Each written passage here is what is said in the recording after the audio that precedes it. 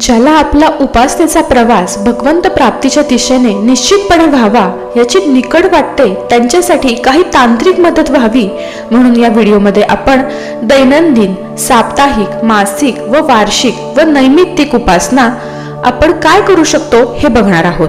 त्यातील एक आहे दैनंदिन उपासना. त्यामध्ये आपण नामजप हे करू शकतो. त्याच्यामध्ये आपण मनातल्या मनात वैखरी किंवा लिखित स्वरूपात नामजप करू शकतो. त्याचबरोबर आपण ज्या देवाची किंवा ज्या संतांची पूजा करतो, त्यांची भक्ती करतो, अशांची आपण मानसपूजा करू शकतो.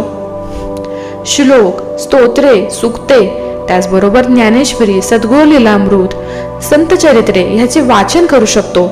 देवपूजा, संध्या, देवदर्शन, संतदर्शन, स्थानदर्शन तसेच ध्यान देखील आपण करू शकतो.